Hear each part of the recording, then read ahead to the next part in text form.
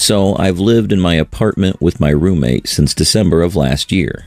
We aren't, and still aren't, really friends, but I never had a problem with him. Until yesterday, that is. Yesterday I found out that he and my girlfriend had been in a secret relationship.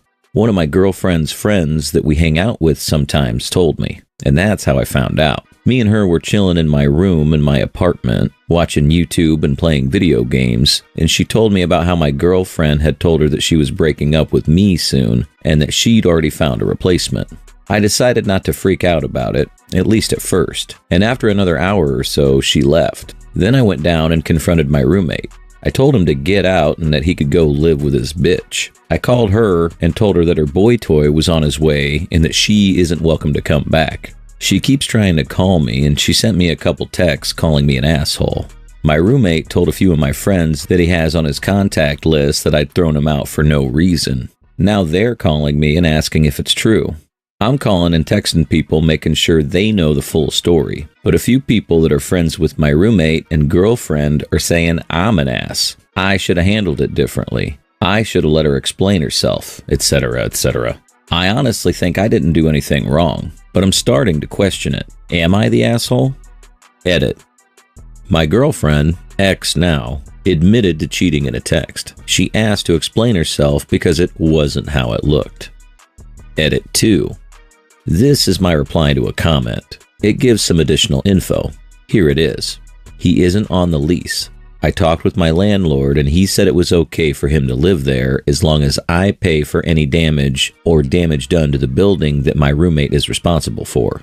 If he were to cause damage to the building, that is. I wrote up a contract. It was really simple. He gives me $100 every month to pay rent and he can live there. The rent is $350 a month. It also said that I could kick him out at any time, if I so pleased. The only condition being that I had to give him a week minimum to get all of his things out, and he didn't have to pay his share of that month's rent if he hadn't already paid it. Edit 3. My girlfriend had been acting weird not long before this, which made me suspicious already. I had a talk with her and we discussed loyalty and cheating. She seemed nervous during the talk, but I didn't want to jump to conclusions. My girlfriend actually canceled on me once, and it was the same night that my roommate went out.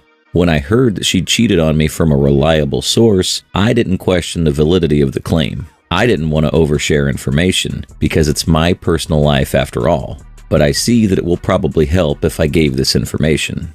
Edit 4. A lot of people seem to be confused on whether the eviction was legal. I've been looking into it for a few hours now, and from what I can tell, what I did was perfectly legal where I live. She had numerous other options available to either repair the relationship or end it, but she chose to screw her boyfriend's roommate behind his back. Seems to me like a made the bed now lie on it situation to the both of them. If she continues living with her ex-roommate, I hope they'll be miserable because they deserve each other.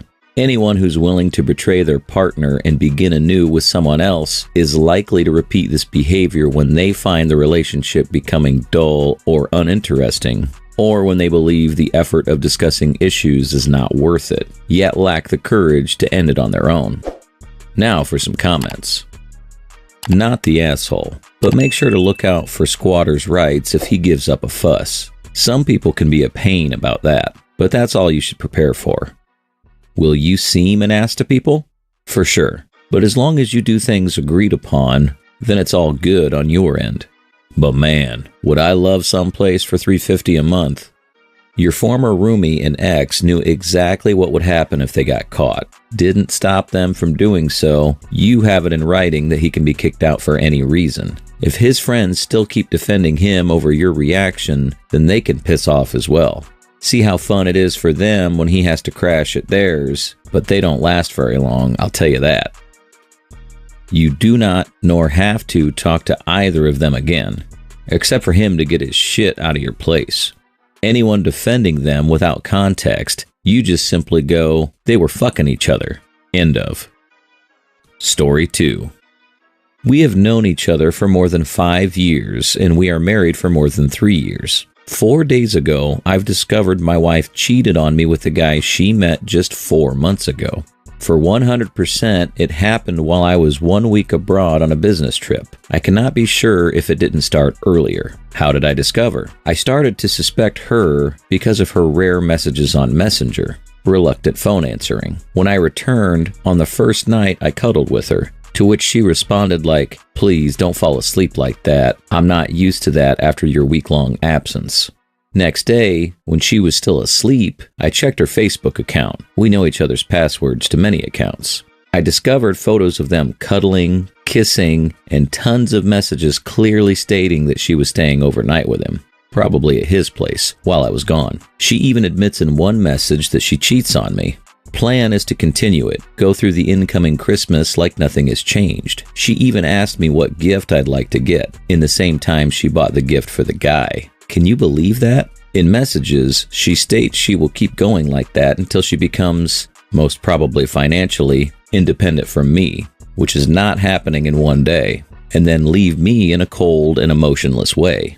I don't know if she knows that I discovered her cheating on me. I have to assume that yes. I barely remember first hours of that day and trying not to give her any clues of my knowledge and how totally wrecked I am. She could notice it and start her moves like preparations for a quick moving out, filing for divorce, etc.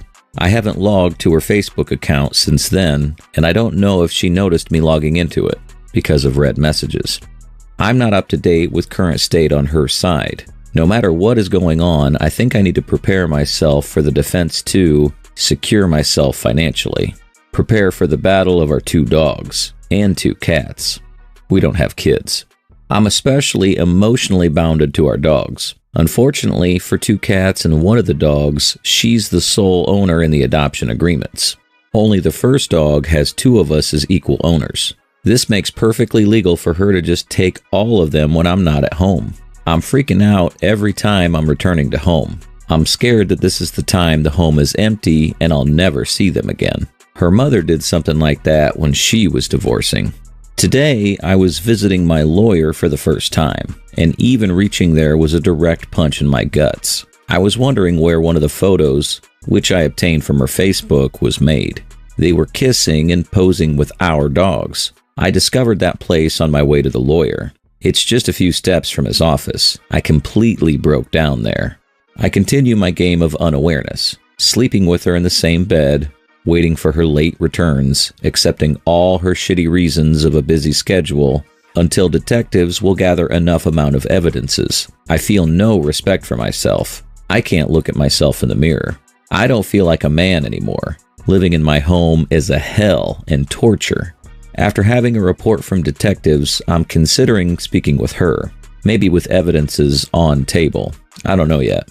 That I know about her affair and propose taking a therapy for married couples. I want to make sure I've done everything I could. Maybe, during the therapy, I would become 100% certain I'm unable to trust her and I can't even think about any intimacy between us anymore. Currently, with all the wrecking emotions inside me, I feel just like that. I'm thinking about it because it's so hard in one moment to see your first enemy in someone you loved for years. Everyone who I tell this just suggests to simply dump her. If you have any ideas what else I can do in the meantime, how to survive that time, especially incoming Christmas with all that falsehood and best wishes between us, please let me know. Update. I can't even express how grateful I am for all the heartwarming words and tons of advices, STD check, VAR, and so on. I wish I could respond to every one of you. I posted soon before going to sleep. It was close to 2 a.m. there. I'm GMT +2 located, and it burst overnight. Thank you once again. I'll try to be in shape to update in some time. Edit.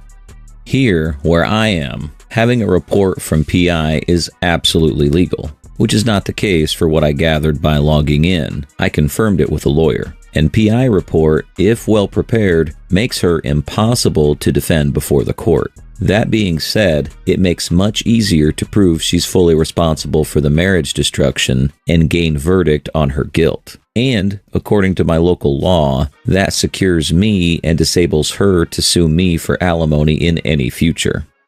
You're someone who remains calm and courageous, and you're doing an excellent job managing everything. Do not ever engage with your soon-to-be ex in anger.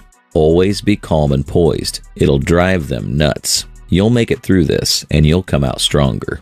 It's painful, but once the chaos settles, you'll be demonstrating your resilience. You'll come out of this as someone who chooses to grow, not resent those who caused the hardship. Now for some comments.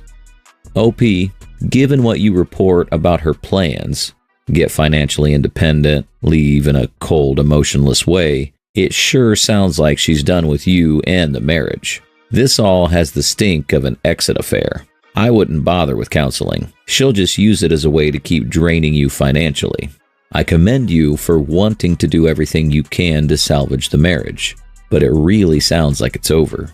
If it were me, I would get the divorce papers together as fast as possible and blindside her like she blindsided you, but as cold and emotionless as you can, all the while following your attorney's advice to the letter. You're handling it properly. Let the PI do his thing, then drop her with the papers, and never let her know you have evidence. Make for a funny show in court when she acts the victim. One more thing, slowly move your money away from that relationship. Turn it into precious metals. Switch to part-time under the story of stress or overworking so alimony won't be hard. Again, if she tries to screw you financially. I think I covered most of it. Good luck.